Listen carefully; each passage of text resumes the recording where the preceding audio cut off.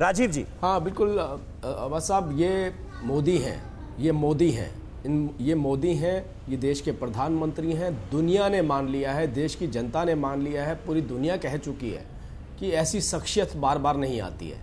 और ये बात सभी लोगों को मालूम है कि ठीक है, हमारे देश के अंदर कुछ राजनीतिक पार्टियां हमारे विपक्ष में हैं, उनकी मजबूरी है क्योंकि उनको राजनीति करनी है, तो उन्होंने देश के प्रधानमंत्री पर भी उंगली उठानी होती है। लेकिन पूरी दुनिया ने, हमारे देश के सैनिकों ने, हमारे देश के किसान ने, हमारे देश की जनता ने, हमारे देश के मजदूर ने इस बात को माना है कि अगर कोई ईमानदारी से अपना कार्य कर रहा है, ईमानदारी से डिलीवर कर रहा है, तो वो देश के प्रधानमंत्री हैं। जिस तरीके के विजुअल्स आप दिखा रहे हैं कि देखिए, आपने प्रोटोकॉल को भी दरकिनार करा और आम जनता को परेशानी नहीं होनी चाहिए, और ये परेशानी आम जनता का ना हो। यहाँ से निकलते हुए जाने भी कहाँ वाले होते हैं, जाने भी वाले होते हैं तो वो सैनिकों के बीच में जाने वाले होते हैं। तो ये देखिए, ये कल्पना हमारे देश के अंदर राजनीतिक स्तर पर तो नहीं की गई थी। हमारे देश में तो हमेशा ये देखा गया कि देश के अंदर कोई भी नेता होता है तो उसके आगे पीछे गाड़ियाँ चलती हैं, उसके आगे पीछे काफिले चलते हैं, एक इस तरीके का माहौल बनाया जाता है कि नेता निकल रहे हैं।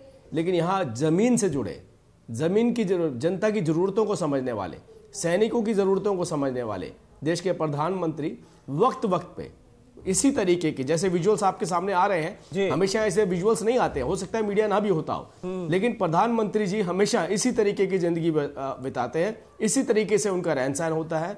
और मेहनत करने वाले 18 घंटे काम करने वाला अगर कोई देश का प्रधानमंत्री आपने देखा होगा तो वो माननीय प्रधानमंत्री नरेंद्र मोदी जी के रूप में ही देखा होगा। चलिए ठीक है, बिल्कुल हमारी वार्ता अभी चली रही थी और ये अहम तस्वीरें दिल्ली से हमारे सामने आ गई जब प्रधानमंत्री नरेंद्र मोदी का काफिला अपने आवास से निकला था। उस वक्त की ये तस्वीरें खास थी, इसलिए हमने आप तक पहुंचाने की कोशिश की। अब विपिन चौबे का जल्दी से रुख कर लेते हैं, क्योंकि देखिए दिवाली का दिन है विपिन, और आप केदार धाम में मौजूद हैं। बहुत खूबसूरत और दिव्य नजारा हम आपके पीछे देख सकते हैं, जरा ये नजारा भी हमारे दर्शकों तक पहुंचाइए। और चूंकि कल पीएम पहुंचने वाले हैं वहां पर, तो उनका पूरा कार्यक्रम भी बताइए कैसा रहेगा।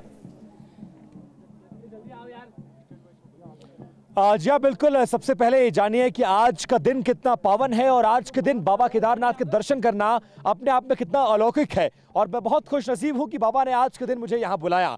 और कल प्रधानमंत्री नरेंद्र मोदी का दौरा है, तो जो सबसे खास कार्यक्रम है, जो यहाँ के विकास कार्य हैं, उसमें सबसे महत्वपूर्ण जो है वो आदि गुरु शंकराचार्य की वो समाधि जिसका लोकार्पण कल प्रधानमंत्री को करना है। वो तस्वीर, वो मूर्ति भी दिखाएंगे। और आपको बताते चलेंगे कि साल 2013 में जब त्रासदी आई थी, तो उस वक्त यहाँ पर एक छोटा सा मंदिर आदि गुरु शंकराचार्य का था।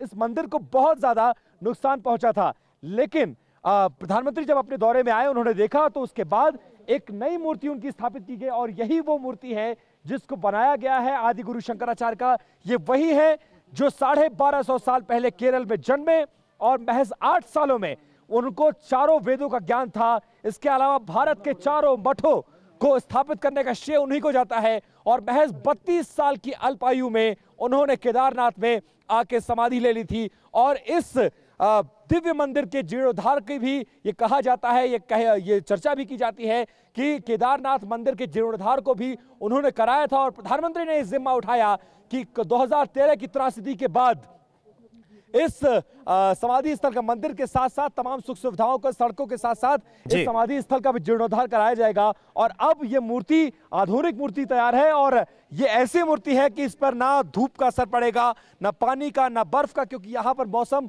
बार बार करवट लेता है और अलग अलग मौसम रहता है। किसी भी मौसम में कोई फर्क नहीं पड़ेगा। और अगर उस तरह की कोई आपदा आती भी है तो उसको भी झेलने की क्षमता ये मूर्ति आदि गुरु शंकराचार्य की है। इसके अलावा चारों तरफ की तस्वीरें देखिए, चारों तरफ इन घाटियों की तस्वीर देखिए, प्रधानमंत्री के आगमन को लेकर इंतजामात देखिए, सुरक्षा कर्मियों की मौजूदगी देखिए, और बाबा केदारनाथ की मंदिर के दर्शन देखिए, और चारों तरफ घाटी और बर्फ देखिए। तो ये इंतजाम है, ये सुरक्षा की व्यवस्था है। चारों तरफ सुरक्षा बल आपको नजर आएंगे और मुकम्मल तैयारी की जा रही है। इसके साथ साथ ना, ये दिन केदारनाथ के लिए बहुत बड़ा है।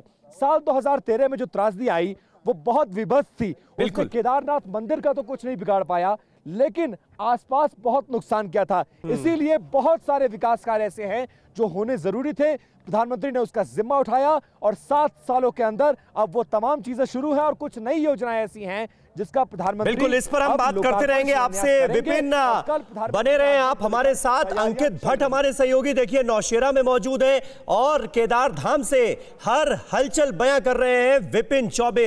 अड़ी सोमवार से शुक्रवार शाम 6 बजे सिर्फ TV9 भारतवर्ष पर।